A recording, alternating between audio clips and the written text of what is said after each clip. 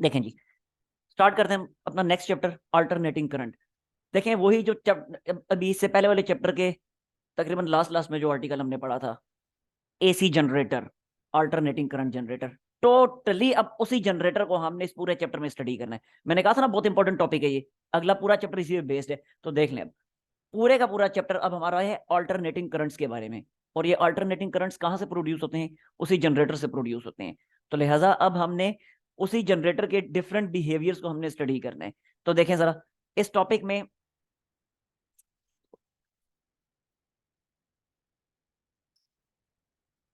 तो इस टॉपिक में बेसिकली एसी करंट और डीसी करंट का एक छोटा सा कंपैरिजन किया गया है।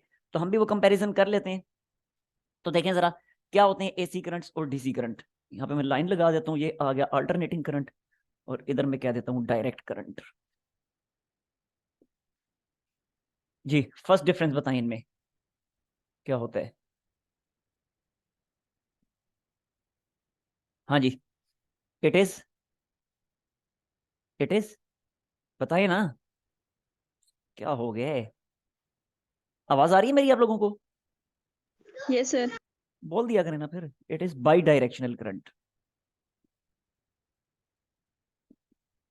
बाई डायरेक्शनल करंट, यानी इसकी टू डायरेक्शंस होती हैं, बार बार अपनी डायरेक्शन चेंज करता है। ये क्या होता है? It is unidirectional current, ये एक ही डायरेक्शन में रह के फ्लो करता रहता है। It is unidirectional current, इसकी डायरेक्शन जो है वो फिक्स्ड रहती है। ठीक होगा? अच्छा, अब ये जब बाई डायरेक्शनल करंट है तो इसका मतलब है कि बार बार अपनी डायरेक्शन को चेंज करेगा। कितने टाइम के बाद अपनी डायरेक्शन को चेंज करेगा? तो it changes its direction, changes its direction कितने टाइम के बाद? जी बताएं जरा। आफ्टर एवरी, आफ्टर एवरी कितने टाइम के बाद? देखे ना, जनरेटर का कॉइल जब रोटेट करता है, हमने देखा था ना कि ये जनरेटर का कॉइल है। आप मेरी ये जो फिंगर है या थंब देख लें, मेरा थंब अगर अभी इस तरफ है तो करंट एक डायरेक्शन में फ्लो करेगा। अब ये जब इस पूरे को आपने जो है ना वो जनरेटर की लूप कंसीडर करना है, जनरेटर का कॉइल कंसीडर करना है। अभी मेरा थंब इस डायरेक्शन में है, यानी ये ए बी वायर इसको कह दें। तो करंट एक डायरेक्शन में फ्लो कर रहा है हमारे एक्सटर्नल सर्किट में। अब रोटेशन स्टार्ट हुई हुई हुई हुई रोटेट करते करते करते थंब दूसरी तरफ आ गया, तो अब करंट भी जो है वो भी दूसरी डायरेक्शन में फ्लो करने लग गया। तो कितने टाइम के बाद इसने अपनी डायरेक्शन चेंज की करंट ने? जाहिर सी बात है, जितने टाइम में इसने अपनी हाफ रोटेशन कंप्लीट की, कोयल ने जितने टाइम में हाफ रोटेशन कंप्लीट की, उतने टाइम में करंट ने अपनी डायरेक्शन चेंज कर ली। अब कोयल कितने टाइम में हाफ रोटेशन कंप्लीट करता है? तो देखिए कोयल की एक कंप्लीट रोटेशन का जो टाइम होता है that is one time period, one T, one capital T. तो फिर आधी रोटेशन का टाइम कितना होगा? डेफिनेटली टी बाई टू हो जाएगा ना। तो yes sir. It changes its direction after every T by two time, T by two time. ठीक है, टी को मैं डिफाइन भी कर देता हूं।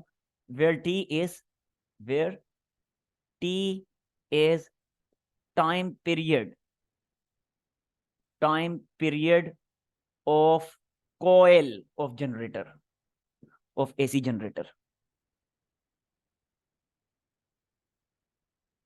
Of AC generator.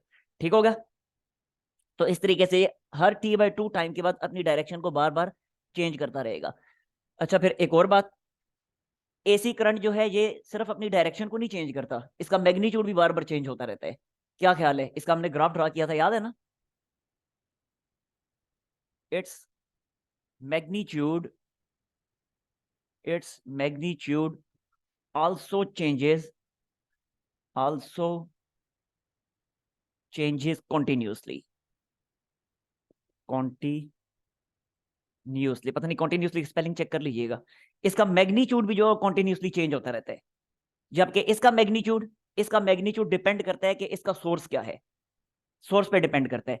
अगर तो ये डीसी जनरेटर से प्रोड्यूस हो रहा है तो इसका मैग्नीट्यूड वेरी करेगा, लेकिन अगर ये बैटरी से प्रोड्यूस हो रहा है तो इसका मैग्नीट्यूड फिक्स्ड रहेगा। ठीक है, तो पहले सोर्सेज को डिस्कस कर लेते हैं, फिर आगे मजीद बात करते हैं। तो इसका सोर्स क्या होता है? इट्स सोर्स इज, हाँ जी, क्या होता है इसका source AC generator, AC current का? It's source is what? AC generator.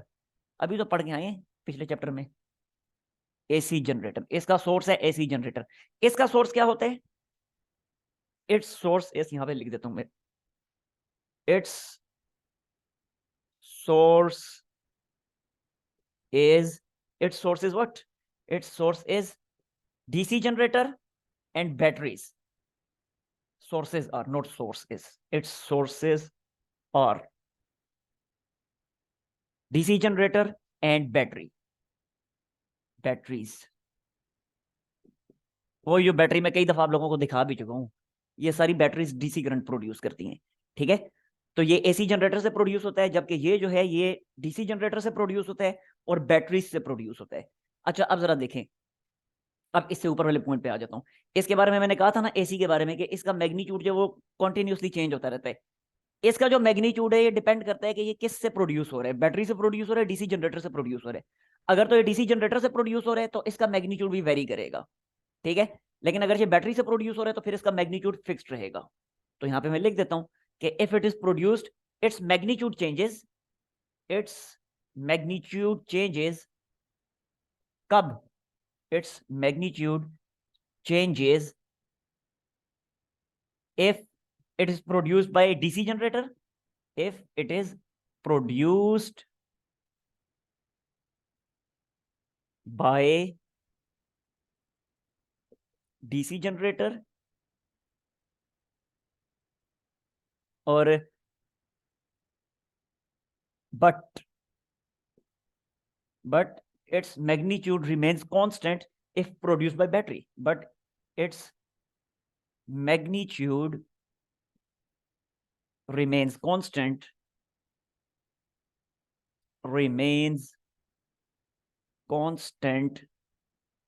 if produced by battery, if it is produced by battery। अगर बैटरी से प्रोड्यूस हो रहा है तो फिर इसका मैग्नीट्यूड भी फिक्स रहेगा। अच्छा अब जो बैटरी से डीसी करंट प्रोड्यूस होता है ना उसको कहा जाता है प्योर डीसी, क्योंकि फर्क होता है, एक है इम्प्योर डीसी, ये जो जनरेटर से प्रोड्यूस हो रहा है वो इम्प्योर डीसी है क्योंकि उसमें पल्सेस मौजूद है। किस तरह के पल्सेस, अभी ग्राफ ड्रा करके दिखाता हूं मैं। वैसे ग्राफ मैंने आपको दोनों के बताए हैं, एसी का भी और डीसी का भी, तो वहां पे बताता हूँ पल्सेस क्या होते हैं। तो जो जनरेटर से प्रोड्यूस होता है उसमें पल्सेस होते हैं, यानी उसमें एसी का कचरा मौजूद होता है, सीधी सी बात है। तो that's why that is not a pure DC. लेकिन जो बैटरी से प्रोड्यूस होता है वो प्योर डीसी होता है, ठीक है। तो DC produced by battery is called pure DC, DC produced by battery is called, DC produced by battery is called pure DC, is called pure DC। वो आप लोगों ने देखा होगा ना, रेक्टिफायर तो पढ़ लिया आप लोगों ने। और रेक्टिफिकेशन में क्या होता है कि एसी को डीसी में कन्वर्ट किया जाता है। वो एसी को जब डीसी में कन्वर्ट किया जाता है तो देखा ना, वो पल्सेस की फॉर्म में हमें वापस मिलता है। वो रेक्टिफायर जो Yes, है, sir. चाहे वो सेंटर टैप्ड रेक्टिफायर है चाहे ब्रिज रेक्टिफायर है, दोनों सूरतों में हमें जो डीसी मिलता है वो पल्सेस की फॉर्म में मिलता है। तो प्योर डीसी नहीं होता। उस डीसी की मदद से आप अपना मोबाइल चार्ज नहीं कर सकते, इवन के बेशक उसकी वोल्टेज 5 वोल्ट का भी है, आप मोबाइल चार्ज नहीं कर सकते, वो मोबाइल को खराब कर देगा 2 मिनट में, क्योंकि उसमें इतने ज्यादा पल्सेस हैं, इतने ज्यादा जर्क्स प्रोड्यूस होते हैं करंट के कि वो मोबाइल जो है वो खराब हो जाएगा। मोबाइल चलता है प्योर डीसी पे। तो फिर किया क्या जाता है, उसी पल्सेस वाले डीसी को वो रेक्टिफायर लगाने के बाद ना आगे 2-3 डिफरेंट बड़े बड़े कैपेसिटर्स लगाए जाते हैं। फिर उन कैपेसिटर्स की मदद से उसको वो जो कचरा होता है बीच में, जो पल्सेस होते हैं, उन पल्सेस को रिमूव किया जाता है। कैपेसिटर उन पल्सेस को रिमूव कर देते हैं और आउटपुट में हमें प्योर डीसी मिलती है। फिर उसकी मदद से आप लोग मोबाइल चार्ज कर सकते हैं। अगर घर में कोई खराब चार्जर वगैरह पड़ा है उसको खोल के देखिएगा, उसके अंदर एक छोटा सा ट्रांसफार्मर लगा होगा। वो ट्रांसफार्मर क्या करेगा, वो स्टेप डाउन ट्रांसफार्मर होगा, वो उसको हायर वोल्टेज से 220 वोल्ट से 5 वोल्ट तक लेके आएगा। फिर उसके आगे देखिएगा एक ब्रिज रेक्टिफायर लगा हुआ होगा। वो ब्रिज रेक्टिफायर क्या करेगा, बिल्कुल यही काम करेगा, रेक्टिफिकेशन करके एसी को डीसी में कन्वर्ट करेगा। फिर ब्रिज रेक्टिफायर के बाद आगे मजीद क्या होगा, 3-4 डिफरेंट कैपेसिटर्स लगे होंगे, वो उन पल्सेस को रिमूव करके उसको प्योर डीसी में कन्वर्ट करेंगे और फाइनली आपको प्योर डीसी मिलती है और फिर उससे मोबाइल फोन चार्ज किया जाता है, ठीक है। तो ये बैटरी जो होती है ये हमें प्योर डीसी प्रोवाइड करती है। अब ये नहीं पूछना कि बैटरी से क्यों नहीं चार्ज किया जाता, बैटरी से अगर मोबाइल चार्ज करना शुरू कर दी तो फिर हो चुका काम हमारा। एक बैटरी आपको जो मिलेगी वो ना करते भी 60-70 रुपए की बैटरी मिलेगी और उससे फिर एक ही दफा मोबाइल चार्ज होगा, वो बैटरी गई। फिर नेक्स्ट टाइम मोबाइल चार्ज करने के लिए नई बैटरी खरीदनी पड़ेगी, अच्छा खासा एक्सपेंसिव हो जाएगा ये, ठीक है। तो बैटरी प्योर डीसी देती है लेकिन मोबाइल चार्ज करने के लिए नहीं होता, ये बहुत ज्यादा एक्सपेंसिव हो जाएगा हमारे लिए। अच्छा खैर, अब अगर मैं इनके ग्राफ्स आपको ड्रा करके दिखाऊं तो ग्राफ्स, नीचे स्पेस तो मेरे पास नहीं बची, ऊपर ड्रा कर देता हूँ। चलें, अब ये एसी का किस किस तरह का ग्राफ था, चलें इसको आप स्क्रीनशॉट लेना, फिर नेक्स्ट उसमें करके दिखाता हूँ। देखें, ग्राफ जो हमने ड्रॉ किया था एसी का, अगर आप लोगों को कुछ याद हो तो इट वाज लाइक इस तरह से था। यहाँ पे थी मैक्सिमम ईएमएफ ईएम, और यहाँ पे थी maximum EMF but in opposite direction, negative EM minus EM. ठीक है, अच्छा, जब ग्राफ इसका हमने ड्रॉ किया तो वो इस तरह से था, लाइक ऐसे एसी का। ठीक है, ऐसे ही चलता चला जा रहा था। अब अगर याद हो आपको तो ये टाइम्स जो थे, ये डिफरेंट टाइम्स, इनको मैं यहाँ पे लेबल कर देता हूँ। ये जो टाइम था यहाँ पे था 0, इधर था टाइम t/4, इधर था टाइम t/2, इधर था टाइम 3t/4, 3t/4, और यहाँ पे था टाइम कौन सा, 1 कंप्लीट टाइम पीरियड t। ठीक हो गया। अगर एंगल्स की बात कर ली जाए तो डेफिनेटली यहाँ पे था एंगल 0 डिग्री, इस जगह पे था एंगल कितना, इधर था एंगल π/2 यानी 90 डिग्री। चले डिग्रीज में ही लिखता हूँ, ऐसे कंफ्यूजन होगी। यहाँ था 90 डिग्री, इस जगह पे था एंगल 180 डिग्री, इस जगह पे था एंगल 270 डिग्री, और यहाँ पे था एंगल 360 डिग्री। अब ये टाइम पीरियड, ये एंगल, ये किसका है, ये किसका टाइम पीरियड, ये किसका एंगल है, ये हमारे एसी जनरेटर का जो कोयल है, ये उसका टाइम पीरियड, उसका एंगल है। यानी जनरेटर अपनी एक रोटेशन जितने टाइम में कंप्लीट करता है, जितनी रोटेशन, एक रोटेशन जितने टाइम में कंप्लीट करता है, that time is called 1 complete time period. तो t/2 कौन सा टाइम होगा, जितनी देर में उसने अपनी हाफ रोटेशन कंप्लीट की, यानी ऐसे है ना, तो यहां से रोटेट करके यहां तक पहुंचाया, ये इसकी हाफ रोटेशन है। तो t/2 वो टाइम है जितनी देर में उसने अपनी हाफ रोटेशन कंप्लीट की। t/4 कौन सा टाइम है, t/4 वो टाइम है जितने टाइम में उसने अपनी 1/4 रोटेशन कंप्लीट की। अब देखिए जरा 1/4 रोटेशन कैसी होगी, ये देखें, ये है ना, ये रोटेट किया किया किया किया किया, ये यहां तक पहुंचाया, ये 1/4 रोटेशन होगी। ठीक हो गया। तो ये 1/4 रोटेशन जितने टाइम में कंप्लीट की वो t/4 है। इस तरह 3t/4 क्या होगा, जितने टाइम में 3 दफा 1/4 रोटेशन कंप्लीट की, 3 दफा। यानी ये है, देखें जरा, ये यहां से रोटेट करना शुरू किया, दिखाई दे रहा होगा ये यहां से ये हुई 1/4 रोटेशन, ये हुई 2/4 रोटेशन जिसको हाफ कहते हैं, और ये हो गई 3/4 रोटेशन। आगे समझ। तो जितने टाइम में 3/4 रोटेशन कंप्लीट की, वो उसका टाइम जो है वो 3t/4 है। और t जो है डेफिनेटली 1 कंप्लीट टाइम पीरियड के जितने टाइम में उसने अपनी एक रोटेशन कंप्लीट कर ली, इन्हीं के करस्पॉन्डिंग एंगल्स हैं। तो 1/4 रोटेशन पे 90 डिग्री, इस तरह 2/4 रोटेशन यानी हाफ रोटेशन, सिंपल सी बात है, 180 degree, 3/4 rotation 270 degree, and complete rotation is 360 degree. ठीक होगा। अब यहाँ पे देखें ग्राफ हमें क्या बता रहे हैं, एसी का ग्राफ। ये ग्राफ हमें ये बता रहा है, ये ग्राफ कैसे ड्रा हुआ था, ड्रा करके उस वक्त मैंने आपको बताया था कि कॉइल हमारा रोटेट करता जा रहा था, कॉइल की रोटेशन के साथ साथ हमें एक ग्राफ मिल रहे थे, और हमारी जो बेसिक वैल्यू थी, जो बेसिक फॉर्मूला था जिसको यूज करके हमने एक ग्राफ ड्रा किया था, वो ये वाला था, अगर आपको याद हो तो। That was E is equal to E maximum sine theta. ये हमारा वो बेसिक फॉर्मूला था जिसकी मदद से हमने एक ग्राफ ड्रा किया था। और डीसी का भी फॉर्मूला मैंने आपको बताया था, वो था E is equal to E maximum sine theta का मोड। मोड क्यों लगाया था, क्योंकि इसकी डायरेक्शन सेम रहती है, नेगेटिव वैल्यू नहीं आती। दोबारा डिस्कस कर लेते हैं अभी। तो खैर, तो इस फॉर्मूला की मदद से हमने ये ग्राफ ड्रा किया था। अब ग्राफ हमने ड्रा कर दिया, अब जरा देखें ये ग्राफ हमें क्या बता रहा है, ये ग्राफ हमें ये बता रहा है कि ईएमएफ जो प्रोड्यूस हो रही है जनरेटर के कॉइल की रोटेशन की वजह से जो ईएमएफ प्रोड्यूस हो रही है, वो ईएमएफ अपना मैग्नीट्यूड वेरी करवा रही है। देखें अभी मैग्नीट्यूड 0 है, करते करते करते करते करते मैग्नीट्यूड मैक्सिमम हो गया, उसके बाद मैग्नीट्यूड डिक्रीज होना शुरू हुआ, करते करते करते मैग्नीट्यूड दोबारा 0 हो गया t/2 टाइम पे।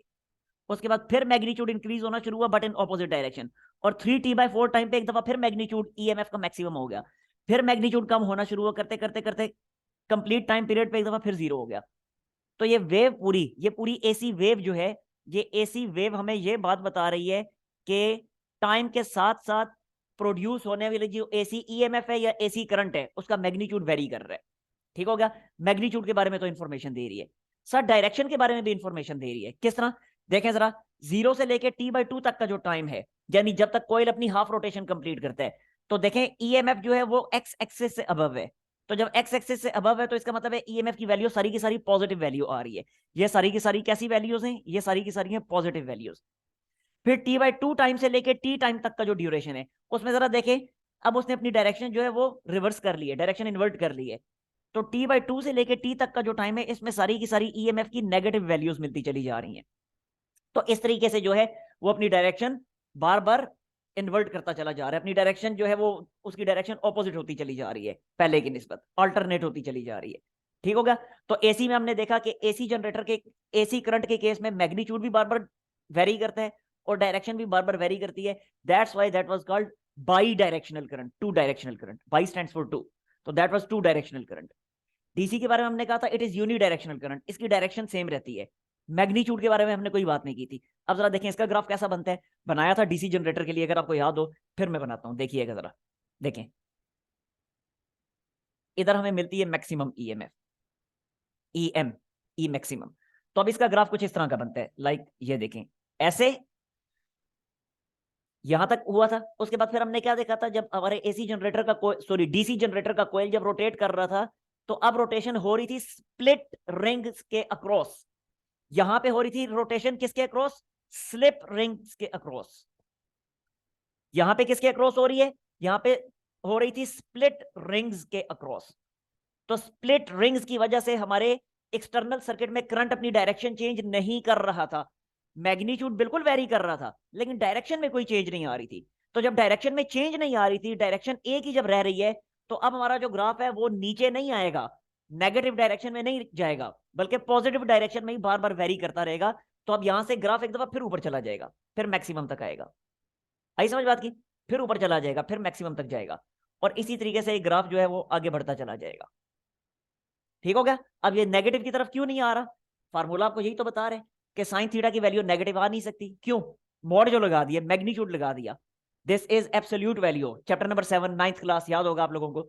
तो ये एब्सोल्यूट वैल्यू का आंसर हमेशा पॉजिटिव आता है, नेगेटिव कभी भी नहीं आता। ठीक है, तो दैट्स वाई इसका आंसर क्योंकि पॉजिटिव आना है, नेगेटिव कभी आना ही नहीं है। तो जब इसका आंसर नेगेटिव नहीं आना तो ई की वैल्यू कभी भी नेगेटिव नहीं आनी। तो ईएमएफ जब कभी नेगेटिव नहीं आनी तो फिर नेगेटिव साइड पे, नेगेटिव वाई एक्सिस के साइड पे ग्राफ जा ही नहीं सकता, वो पॉजिटिव साइड पे रह के वेरी करता रहेगा। तो जब पॉजिटिव साइड पे रह के वेरी कर रहे हैं तो इसका मतलब है कि डायरेक्शन इसकी अब सेम है, डायरेक्शन में कोई फर्क नहीं पड़ रहा। अलबत्ता मैग्नीट्यूड वेरी कर रहे हैं, क्यों, क्योंकि जाहिर सी बात है साइन थीटा का मैग्नीट्यूड तो वेरी करेगा।